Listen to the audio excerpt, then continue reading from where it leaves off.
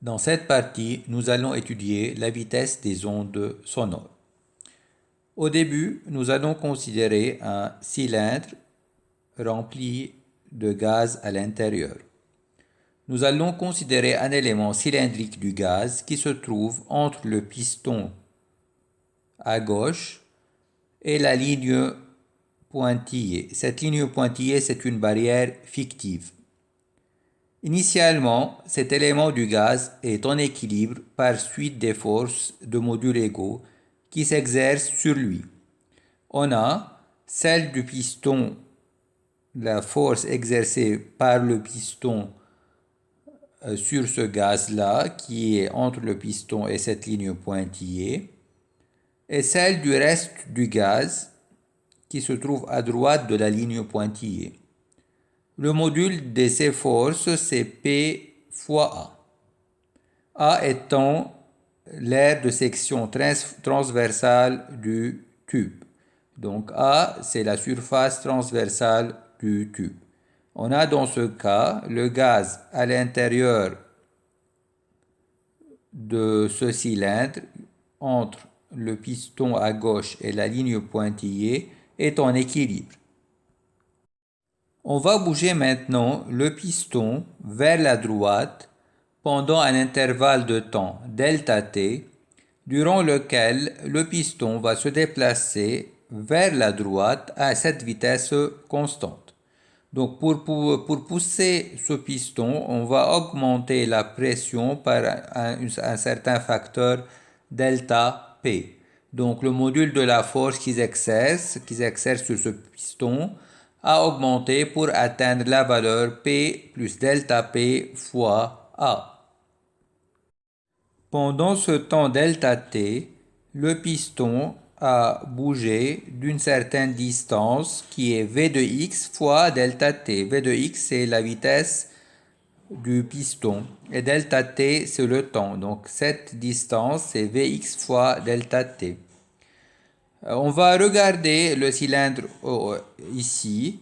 Donc ce cylindre-là, si j'ai une onde sonore qui se déplace à une vitesse v, cette onde sonore, pendant un temps delta t, va parcourir une certaine distance qui est égale à v fois delta t. Donc cette distance-là entre le piston et la ligne pointillée, ça va être égal à v fois delta t, v étant la vitesse de propagation du son dans ce milieu gazeux.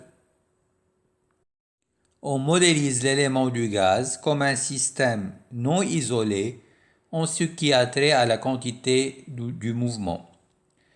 La force issue du piston, donc, a donné une impulsion à l'élément du gaz dont la quantité de mouvement est alors modifiée. Donc l'impulsion I est égale à la variation de la quantité du mouvement. Rappelez ça, cette idée-là, vous l'avez étudiée en mécanique au premier semestre. Donc, I, l'impulsion, est égale à delta P. Et l'impulsion I provient de la force constante attribuable à l'augmentation de pression. Donc, on sait que I égale à la somme des forces fois delta T.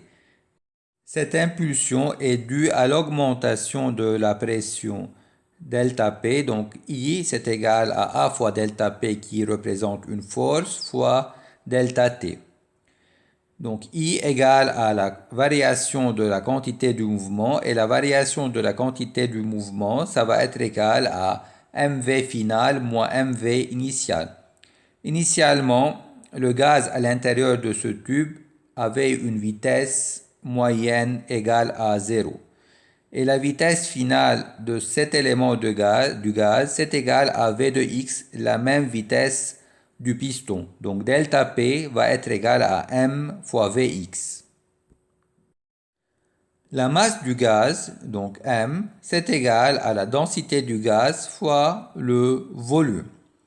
Donc le volume du gaz qu'on étudie, c'est égal à ce volume initial, qui est égal à la section A transversale du cylindre fois la distance V fois delta T.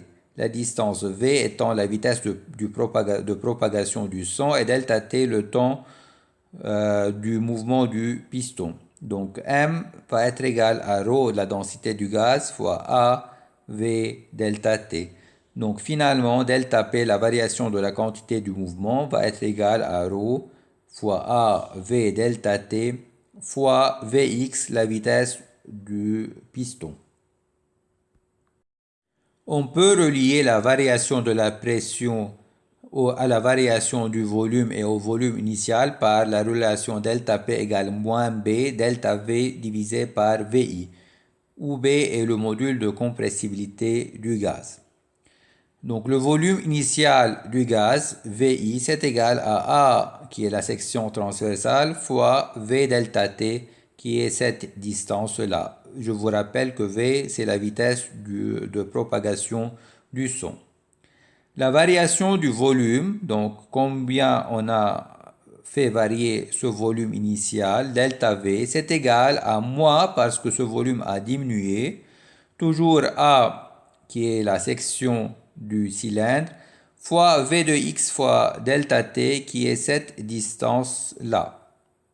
Donc V de x fois delta T, c'est cette distance-là, donc c'est la quantité qu'on a perdu du volume initial. Donc c'est pour cette raison que vous voyez ici le signe moins. Donc delta P, si vous remplacez, va être égal à B, le module de compressibilité, fois V de x, la vitesse du cylindre, divisé par V, qui est la vitesse de propagation du son. Donc finalement, l'impulsion I va être égale à A fois B V de x divisé par V, qui est delta P, fois delta T. Donc on a trouvé l'impulsion I en fonction de A, la section du cylindre, B, le module de compressibilité, V de x, la vitesse du piston, V, la vitesse de propagation du son, et delta T, le temps de déplacement du piston. Donc on revient à l'idée, notre système est non isolé, donc I égale à delta P, variation de la quantité du mouvement. Donc on vient de trouver la valeur de I, on a déjà trouvé la valeur de delta P en fonction de ρ a V delta T et de V de x. Donc nous on cherche à trouver la vitesse du son. Donc si vous faites le calcul, vous allez retrouver que la vitesse du son V égale à racine de B divisé par ρ. B étant la propriété élastique du milieu, donc le module de compressibilité c'est une propriété élastique, et ρ une propriété inertielle. Rappelez-vous, dans le cas d'une corde, on a trouvé V égale racine de T sur mu.